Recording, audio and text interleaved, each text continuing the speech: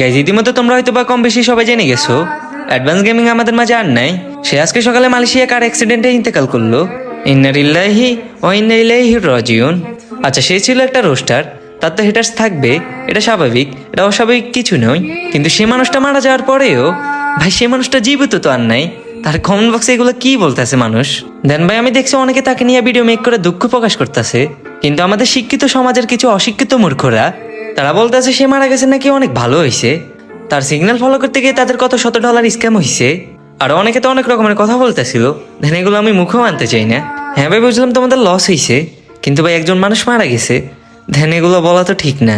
সে যদি তোমাদের সাথে সত্যিই প্রতারণা করে থাকে তাহলে তার শাস্তি সে নিজেই পাবে, কিন্তু ভাই একজন মানুষ দুনিয়াতে নেই, তাকে নিয়ে এগুলো বলা তো ঠিক না ভাই।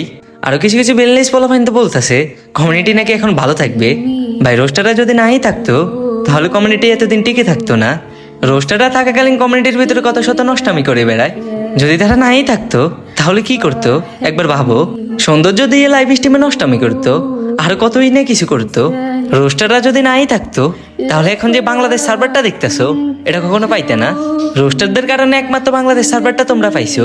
তোমাদের যেসব গেরিনার দালাল ইউটিউবাররা আছে তারা তো কোনোদিনও প্রতিবাদ করেনি, যা করছে রোস্টাররাই করছে।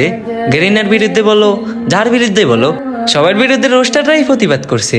যদি পারেন তাহলে তার জন্য দোয়া করেন, তাহলে এগুলো বলার কোনো দরকারই নেই।